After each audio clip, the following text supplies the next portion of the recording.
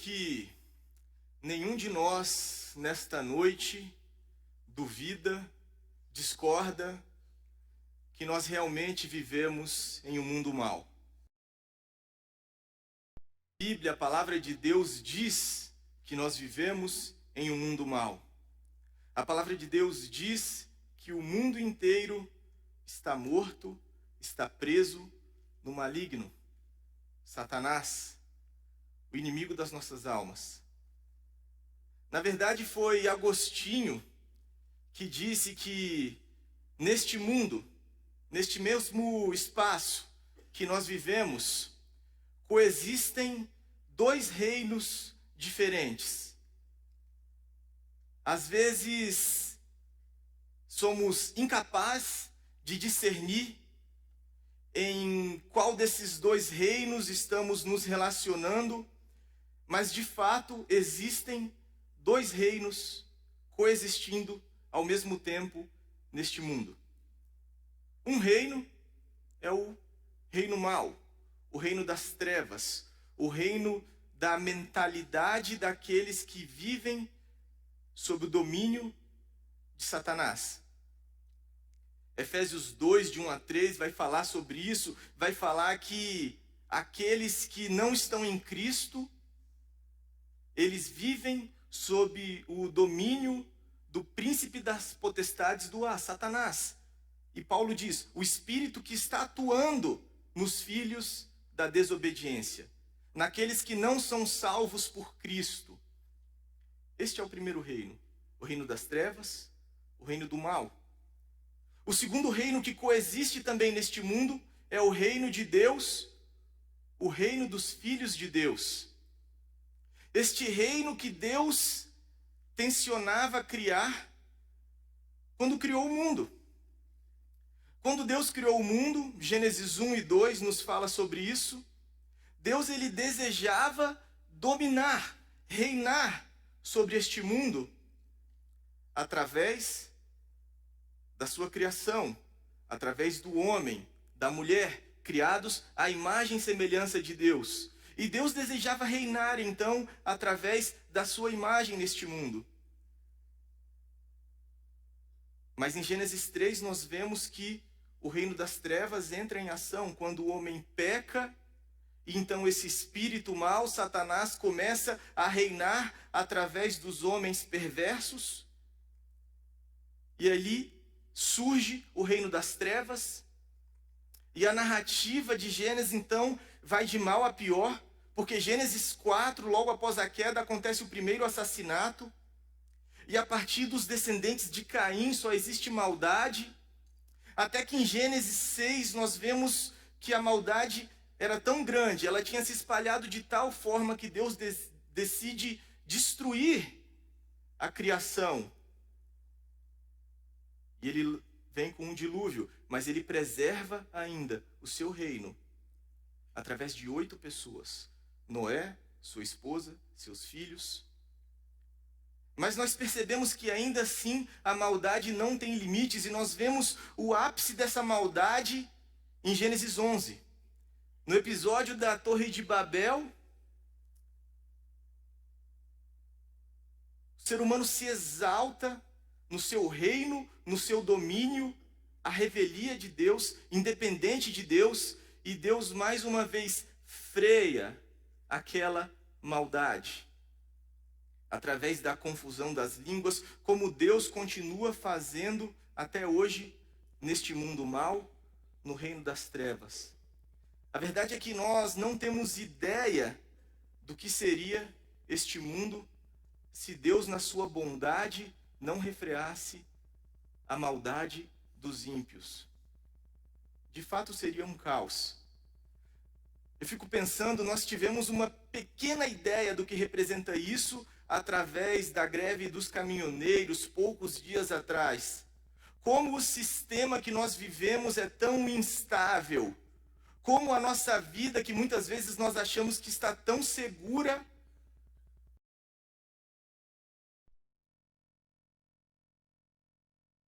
ainda num país tão confuso como o nosso, temos que agradecer a Deus, porque Deus está agindo. Deus continua refreando a maldade por amor a nós, por amor à sua criação. E ele refreia a maldade em Gênesis 11. E em contraste com a maldade em Gênesis 11, mais uma vez, Deus surge elevando e exaltando o seu reino em Gênesis 12, através do seu eleito, Abraão. Deus exalta o seu reino. E nós vemos isso, então, em todo o Antigo Testamento, como através de Abraão, Deus exalta um reino, o povo de Israel. E o que eu queria propor para os irmãos agora, a princípio, é uma ilustração desse reino de Deus, o reino no qual nós, filhos de Deus, por meio de Cristo, estamos inseridos, uma ilustração, uma metáfora, a partir da qual nós poderemos entender a nossa participação nesse reino, uma metáfora comparada com o Antigo Testamento, o povo de Deus, Israel, o reino de Deus no Antigo Testamento. O que nós vemos no Antigo Testamento é que, algumas vezes, no Antigo Testamento, esse reino de Deus se manifestava com grande intensidade, através do povo de Deus, Israel, não de maneira plena, mas com grande intensidade. Nós vemos que aquele povo buscava Deus e era obediente às leis de Deus, e de fato Deus reinava naquele povo. Algumas vezes isso aconteceu nos tempos de Moisés, por exemplo, Deus reinando ali com grande intensidade, o povo num alto grau de obediência aos decretos, aos desígnios, às vontades de Deus. Isso aconteceu no tempo de Davi, de certa forma, durante um período de tempo, com Salomão, alguns outros reis, Ezequias, Josias. Nós vemos em algum momento ali da história de Israel, Deus reinando num alto grau de senhorio, o povo com um alto grau de obediência ao seu Senhor, ao seu rei. E de maneira paralela, eu queria propor aos irmãos, isso é apenas uma metáfora, mas nós observamos isso também na história do cristianismo. Se nós olharmos algumas vezes, poucas vezes, nós podemos ver na história do cristianismo algumas poucas nações que foram marcadas no seu contexto, na sua totalidade, por um certo grau, até elevado, de obediência a Deus. Nós vemos que isso aconteceu, por exemplo, na Suíça, no início ali da Reforma Protestante, em alguns momentos da história da Inglaterra, da Bélgica, da Holanda, no início ali da história dos Estados Unidos, grandes avivamentos, o povo como nação sendo obediente ao seu Senhor, Jesus Cristo. Algumas vezes nós podemos contemplar isso na história, poucas vezes. Porque na maioria das vezes o que nós vemos no Antigo Testamento, em primeiro lugar, é que o reino de Deus se manifesta em algum remanescente, alguns peregrinos no meio de um mundo mau, no meio de um mundo corrompido.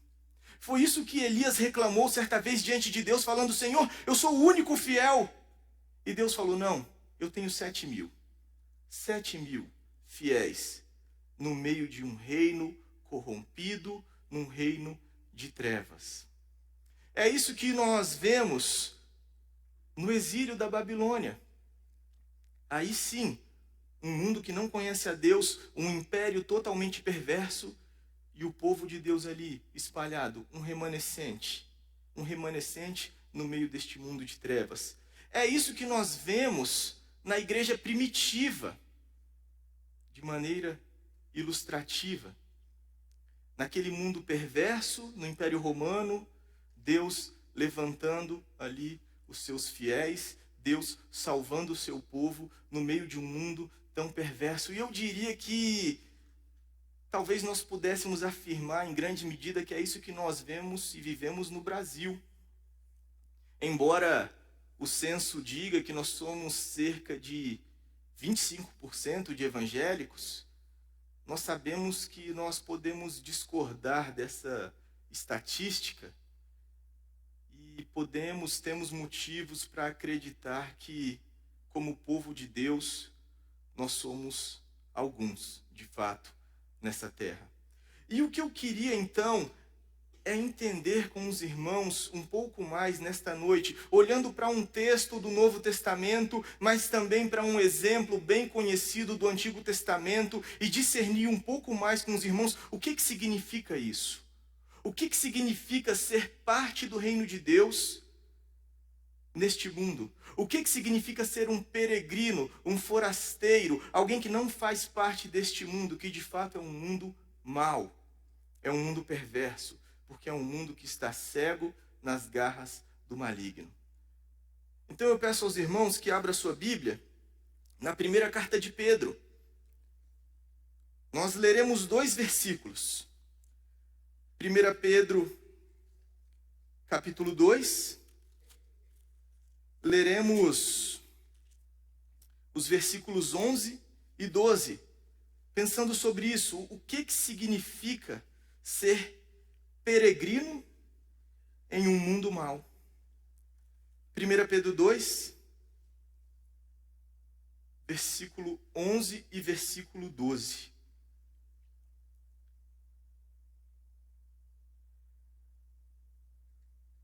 Amados, insisto em que, como estrangeiros e peregrinos no mundo, vocês se abstenham dos desejos carnais que guerreiam contra a alma. Vivam entre os pagãos de maneira exemplar, para que, mesmo que eles os acusem de praticarem o mal, observem as boas obras que vocês praticam e glorifiquem a Deus no dia da sua intervenção. Através desse texto, nós podemos compreender, e queremos nesta noite fazer isso, de uma maneira mais profunda, meditar sobre o que significa ser peregrino em um mundo mau. Cidadão celestial, cidadão do reino de Deus em um mundo corrompido. Em primeiro lugar, o que eu vejo nesse texto é que ser peregrino em um mundo mau significa abstinência do mundo. Significa que nós devemos nos abster deste mundo. Mas como assim abster da criação de Deus? Não, de maneira nenhuma. O que Deus criou é bom, e nós sabemos, a Bíblia diz que Satanás, ele não cria nada. Satanás, ele apenas deturpa a boa criação de Deus. Por exemplo, Deus criou o sexo, que é bom, mas Satanás o deturpa através da sensualidade, através da promiscuidade, através da prostituição. Deus criou o poder. A Bíblia diz que Deus falou para o homem: domine, domine. A Bíblia diz que Deus criou o homem como autoridade do seu lar. O poder é bom, mas Satanás o deturpa, transformando em tirania, transformando em opressão. As trocas econômicas, o desenvolvimento, o trabalho, tudo isso é bom, Deus criou, mas Satanás deturpa através da ganância e também muitas vezes associando a ganância, o poder econômico com exploração. Então Satanás, ele deturpa a boa criação de Deus. E é disso que Pedro está falando. Ele diz: olha, vocês estão como peregrinos num mundo de valores totalmente deturpados, num mundo de uma consciência, de uma mentalidade totalmente deturpada e perversa quanto aos desígnios originais de Deus para a sua criação, que é boa. E Pedro diz: olha, existe um mandamento para vocês que estão neste mundo. Vocês têm que se abster. Vocês precisam ficar longe. Vocês não devem usufruir dos desejos do coração. E aí nós precisamos entender o que Pedro está querendo dizer quando ele fala. Será que Pedro está falando simplesmente de uma dinâmica interior, de uma dinâmica dos nossos desejos? Não. Pedro está falando deste mundo corrompido que vai tomar ocasião da nossa natureza caída e vai nos tentar interiormente e há de nos corromper através desse sistema. Esse mundo, por ser caído, por estar preso, essa mentalidade mundana, profana, estar presa nas mãos de Satanás, ela há de tentar o nosso interior e há de fazer guerra contra a nossa alma. E olhando para o Antigo Testamento, eu vejo o exemplo de um homem, de um jovem, que entendeu muito bem o que significava ser peregrino forasteiro no mundo mau. Este homem é Daniel. A história de Daniel é conhecida, todos nós conhecemos a história de Daniel. Daniel, ele era um jovem, possivelmente, pela palavra que é usada ali para ele, talvez ele tivesse entre 17, não mais que 20 anos. E ele era de linhagem nobre em Israel, mas em determinado momento, Deus, com seu juízo, envia a Babilônia para invadir Israel. E a Babilônia tinha uma estratégia que era deixar ali os mais pobres, os menos cultos em Israel, mas trazia para si aqueles que fossem mais letrados, aqueles que fossem mais inteligentes, e Daniel foi para a Babilônia. E a Bíblia diz que Daniel ele foi viver nos palácios do rei. Imagina só, longe da sua família, longe de todas as suas raízes étnicas, culturais, e agora vai para um novo mundo. Na verdade, ele vai para o centro do mundo. Imagina nós aqui, o jovem saindo de Bragança, exilado, e agora vai morar no palácio de Nova York, da Times Square, não sei, talvez, no centro do mundo, no lugar de maior afluência econômica, cultural, e ele não está em qualquer lugar, ele está no palácio. E a Bíblia diz que ali ele iria servir ao rei, mas para servir ao rei, ele teria que passar por um processo de 3 anos de aprendizagem e também um processo de dieta. Ele não poderia se apresentar ao rei de qualquer maneira, e é colocada diante dele, nós sabemos a história. Um grande manjar, um grande banquete, do qual Daniel percebe ali a malignidade daquilo e decide se abster. Daniel 1, versículo 8 diz: Daniel, contudo, decidiu não se tornar impuro com a comida e com o vinho do rei, e pediu ao chefe dos oficiais permissão para se abster deles. Daniel e mais 3 amigos, a Bíblia diz. Todos os outros jovens de Israel. Eu já não... Minha terra está em ruínas. Minha família, eu não sei onde está. Talvez estejam mortos. É melhor esquecer de onde eu vim. É melhor esquecer das minhas raízes. É melhor começar uma nova história. Veja só a oportunidade que Deus nos dá. Talvez pensassem. Eu vou me inserir nessa cultura, eu vou me inserir neste mundo. Daniel percebe aquilo ali. Certamente eram comidas sacrificadas a ídolos. Talvez pela religião daquele povo, nós percebemos que era uma religião perversa, uma religião que tinha prostituição nos seus atos de adoração. Então talvez tivesse isso envolvido também naqueles banquetes. E Daniel decide: eu não vou me contaminar. Eu prefiro me alimentar de água e de legumes. Eu quero viver aqui na Babilônia, mas eu não quero me acostumar à Babilônia. Eu prefiro continuar sendo forasteiro. A verdade é que hoje, em Cristo, nós não seguimos mais a lei cerimonial que Daniel seguia. Nós não seguimos mais a lei de alimentos que são puros ou impuros. Mas o coração peregrino que Pedro nos fala nesta noite aqui é o mesmo. Porque este mundo, ele continua contaminado, ele continua perverso por Satanás.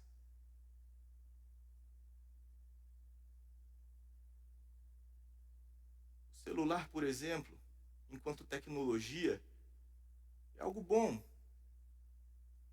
Fruto da criatividade humana, que é dom de Deus. Mas quantos de nós, talvez, nos tornamos escravizados dessa tecnologia, por essa tecnologia? Quantos de nós, talvez, sabemos que temos sido dominados, acessando conteúdo impróprio, ou talvez com espírito de fofoca constantemente, querendo saber da vida alheia nas redes sociais, ou algo que não é necessariamente ruim, na verdade, algo que é bom, mas que se torna dominado pelo mal. O lazer é algo bom, mas nós sabemos como o lazer está corrompido neste mundo. E quantos de nós, como cristãos, muitas vezes nos enganamos, e totalmente diferente de Daniel, que falou, eu quero estar longe, eu quero me abster disso, e não, mas não tem nada a ver, aquele ambiente ali, eu vou me sentar e vou tomar algo, e não tem nada demais. É um mundo corrompido. É um mundo corrompido. Como cidadãos celestiais, como peregrinos, forasteiros, precisamos nos abster. Conteúdos que nós assistimos na nossa televisão, seriados, novelas, não tem nada a ver. É só uma simples diversão. Será que isso de fato não tem impacto em nosso coração, em nosso caráter, em nossa mentalidade? Daniel foi radical. Eu não quero me conformar com este mundo. Eu não quero fazer parte disso. Eu não quero simplesmente chegar ali, ver o que eu posso comer e sair de perto. Eu não quero simplesmente chegar ali e estar meio que... Eu não vou fazer parte. Eu estou na Babilônia, mas eu não pertenço à Babilônia. Inclusive, por estarmos neste mundo que é tão caído, que é tão perverso, precisamos proteger nossos lares. Para que ao menos nos nossos lares nós tenhamos a certeza que a presença de Deus habita ali e que nós, é claro, não temos a onipotência, mas estamos fazendo o máximo para que o ambiente do nosso lar não seja contaminado com perversão, porque vivemos num mundo caído, vivemos num mundo perverso, vivemos num mundo corrompido. E Pedro diz isso, se abstenham, vocês são peregrinos, olhem para este mundo como um mundo perverso e tomem cuidado. Não se deixem contaminar, vocês têm desejos interiores que serão tentados por esse mundo e esses desejos farão de tudo para destruir a sua alma. Esses desejos guerreiam contra a sua própria alma. Mas em segundo lugar, Pedro nos diz que o peregrino, ele tem um comportamento exemplar. Num mundo mau, num mundo hostil, mas um comportamento, uma conduta exemplar. O versículo 12 diz, mesmo que eles os acusem de praticarem o mal, literalmente, Pedro está falando, olha, mesmo que eles falem mal de vocês como se vocês fossem malfeitores, pratiquem o bem, vivam de maneira irrepreensível, ainda que os pagãos, os gentios, os descrentes, os tratem como se vocês fossem malfeitores. Ele está falando dessa estratégia deste mundo mau, de sempre perverter a bondade e os caminhos do Senhor. O mundo sempre vai fazer isso conosco. Talvez a maioria de nós não tenha ideia do que significa isso, porque talvez estejamos um pouco anestesiados, mas não precisa ir muito longe. Nós tranquilamente poderíamos conversar com os nossos jovens e nós saberíamos a pressão que é, a dificuldade que é, numa sala de aula, seja da escola, da faculdade, afirmar que é virgem. Afirmar que espera até o casamento. O mundo há de tratar a nossa bondade como maldade. O mundo há de nos acusar. É isso que Pedro está falando. E é isso que mais uma vez eu percebo que aconteceu na vida de Daniel. A verdade é que a história de Daniel continua. Daniel foi bem sucedido na Babilônia. Chegou a mudar de governante, de império, o império da Babilônia caiu, veio ali o império Medo-Persa e Daniel continuou trabalhando no palácio do rei. E a Bíblia diz que aquele novo rei, ele fez uma nova forma de administração, ele fez governadores para cada região do seu território, do seu império, e ele fez diante desses governadores, outros governadores que seriam os sátrapas, acho que é isso. E entre esses três, Daniel era um deles. E Daniel se destacou de tal modo que o rei estava falando, olha, eu vou colocar Daniel acima de todos eles. Debaixo de mim só vai ter Daniel. E a Bíblia diz que aqueles outros homens ficaram com inveja de Daniel. E começaram a vasculhar a vida de Daniel. Não é possível, alguma coisa de errado esse cara tem. E vasculharam, investigaram, e não acharam nada. Até que eles chegaram a conclusão. Daniel 6:5 diz: finalmente, esses homens disseram: jamais acharemos algum motivo para acusar esse Daniel, a menos que seja algo relacionado com a lei do Deus dele. E Daniel, ridiculamente nós diríamos, foi acusado de orar. Vasculharam a vida de Daniel, um homem irrepreensível. Será que poderia vasculhar nossa vida? Nosso celular, abrir nosso computador, nossa intimidade, nossa casa, o que vão achar? E Daniel foi acusado de orar, mas essa é e continua sendo a estratégia de Satanás contra os fiéis do Senhor em um mundo corrompido. Cada vez mais, neste mundo perverso, nós seremos acusados de praticar o bem e de sermos fiéis ao Senhor. Hoje, falar que um homem é homem, está errado. Falar que uma mulher é mulher, é preconceito. Quem é você para falar isso? Quem te deu tal direito? Vivemos num mundo terrível. Temos ouvido de outros lugares, no Canadá, por exemplo, onde já hoje, pela lei, um pai perde a guarda do seu filho, caso uma menininha diga para o seu pai que é um menininho, e o pai não concorde e eduque a sua filha como tal, ele perde a guarda do seu filho para o governo. Continua sendo a estratégia de Satanás. No meio de um mundo mau, corrompido, seremos cada vez mais acusados de praticar o bem. Satanás é astuto o suficiente para distorcer a verdade. E o que Pedro diz é: ainda que seja neste ambiente hostil, permaneçam fiéis, permaneçam fazendo o que é bom. Nesta semana mesmo, estava conversando com uma advogada da nossa igreja e falando dos nossos tempos e falando da dificuldade que é, por exemplo, para um profissional da justiça, um advogado, afirmar o casamento segundo ele verdadeiramente é, segundo o padrão de Deus. Um casamento entre o homem, entre uma mulher. Tempos difíceis. Tempos difíceis.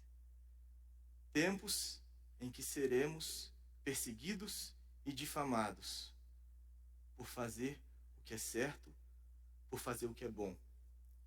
E Pedro diz: ainda que seja assim, façam.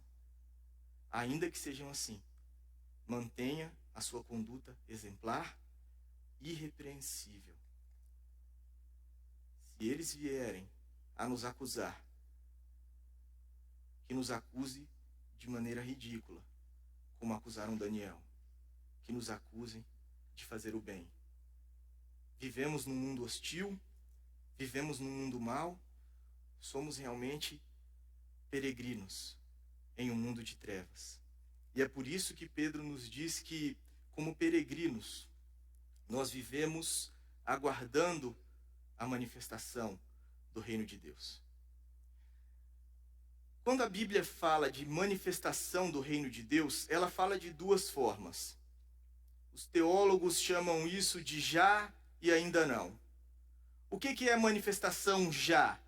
É a manifestação que nós vemos visível quando cada crente se converte, quando cada um se converte a Cristo, ele passa a fazer parte do reino de Deus, ele se torna um súdito do reino de Deus, ele passa a viver segundo os valores do reino de Deus. Então ele já está manifestando o reino de Deus em alguma medida aqui na terra. E Jesus veio para inaugurar esse reino, é o reino já. O reino também nós aguardamos, é um reino que já está presente, mas ainda não está presente. Porque estará presente quando o Senhor Jesus voltar em glória. Aí sim o reino estará plenamente consumado. A ênfase de Pedro aqui é no já. Pedro está falando que nós devemos aguardar o reino já, o reino que venha agora. Pedro diz que o propósito da nossa conduta irrepreensível é para que os gentios, os incrédulos, observem as boas obras que vocês praticam e glorifiquem a Deus no dia da intervenção de Deus. Pedro está falando da intervenção salvadora de Deus no coração dos incrédulos. E Pedro diz que a nossa conduta irrepreensível tem esse propósito, brilhar a luz de Deus, para que quando Deus quiser agir na vida de quem Ele quiser, nós sejamos instrumentos da sua graça. E mais uma vez, eu percebo isso na vida de Daniel. Peregrino, num mundo hostil, num país totalmente perverso e contrário a Deus, manteve a sua fidelidade e serviu ao rei Nabucodonosor. E é interessante que ele, servindo ao rei, sendo um assessor do rei, em determinados momentos nós vemos, por exemplo, quando ele lança os 3 amigos de Daniel na fornalha e o rei vê que eles não foram queimados, parece que o rei começa a ter um temor e começa a querer saber de Deus, mas logo depois endurece o coração, aquilo não tem continuidade. Mas o que nós vemos em Daniel 4, por exemplo, é um grande testemunho do rei Nabucodonosor. Ele tem um sonho, ele fica espantado com aquele sonho, o que será que é isso? E Daniel, ele tinha o dom de Deus de interpretar sonhos. E Daniel interpreta e falava: olha, rei, o senhor vai ficar louco. O senhor vai ficar louco e vai cair da glória do seu reino. E é o que acontece. Nabucodonosor fica louco por 7 anos, sai do seu palácio, começa a comer mato, viver como bicho. Só que ao final desses 7 anos, perceba o que acontece no coração de Nabucodonosor. Ele diz: agora eu, Nabucodonosor, louvo, exalto e glorifico o Rei dos céus, porque o que ele faz é certo, todos os seus caminhos são justos, e ele tem poder para humilhar aqueles que vivem em arrogância. Nabucodonosor está falando de si mesmo. Deus me humilhou. Deus interveio em minha vida. E eu creio, foi salvo pela graça de Deus. Mas como Nabucodonosor soube da mensagem salvadora? Como Nabucodonosor conheceu a pessoa de Deus? Quem foi que testemunhou? Quem foi que falou? Daniel. E no dia que Deus quis intervir na vida deste homem, havia ali um servo fiel, num mundo hostil, num mundo contrário. Alguém que não decidiu se contaminar com este mundo mau, para ser instrumento de Deus. E é isso que Pedro está falando. Mesmo num mundo tão perverso, tão hostil, nós não sabemos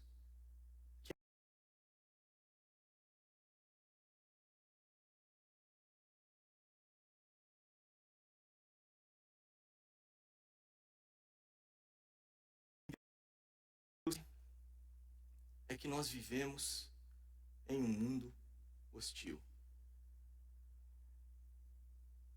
E eu tenho para mim que muitas vezes nós estamos pouco acostumados com essa ideia.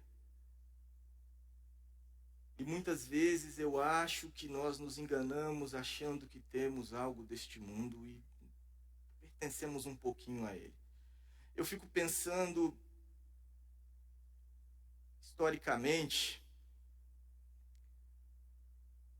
nós vemos que os primeiros cristãos sofreram tempos de grande perseguição, de grande aflição neste mundo. Às vezes um pouco maior, às vezes um pouco menor. E isso aconteceu até o século III. Só que ali no século IV, um imperador chamado Constantino, a história é meio polêmica, mas diz que esse cara se converteu. Nós não sabemos ao certo se ele viu uma oportunidade política, se ele se converteu de verdade. O fato é que ele tornou o cristianismo uma religião oficial. E ainda que a igreja tivesse por momentos, desde Constantino, se transformou em igreja católica, católica romana e toda a Idade Média, e a gente sabe, grandes períodos de corrupção, mas Isso fez com que a mentalidade do mundo, de certa forma, se conformasse a Cristo, se conformasse ao cristianismo. Isso não acabou com a reforma, na verdade, isso se intensificou ainda mais com a reforma protestante, a partir do século XV, XVI. Mas o que eu acho é que nós estamos começando a viver um período pós-Constantino. Um período em que isso já não existe mais e que, na verdade, a gente vive num mundo cada vez mais hostil, cada vez mais anticristão. E nós não sabemos, nenhum de nós é capaz de saber o que Deus quer fazer nessa Babilônia, nesse mundo que nós estamos, se Ele quer trazer um novo reavivamento, se Ele quer realmente mover. O que importa é que nós sabemos o que Deus espera de nós, que nós sejamos fiéis, que nós permaneçamos fiéis. Mas a gente não pode se enganar, a gente às vezes se engana e achamos que talvez a solução está na política, talvez está naquilo. Meus irmãos, vivemos num mundo anticristo. E se não decidirmos viver pelo reino de Deus, seremos frustrados constantemente, estaremos como que golpeando no ar. Precisamos entender o que o Senhor nos diz. Somos peregrinos neste mundo. E neste mundo nós vivemos para o reino de Deus, clamando pela sua misericórdia, clamando que Ele nos preserve, clamando que Ele nos livre do mal, mas sabendo que somos peregrinos. Somos peregrinos que vivem pelo reino de Deus, com pureza de coração, integridade constante, nos abstendo deste testemunhando com caráter irrepreensível e confiando que o Senhor é quem sabe, Ele é soberano para manifestar o seu reino neste mundo, e Ele há de fazer o que Ele quiser neste mundo, Ele há de nos usar para isso, mas vivemos com os olhos no reino dEle. Essa é a nossa esperança, essa é a nossa confiança. Vamos ficar em pé?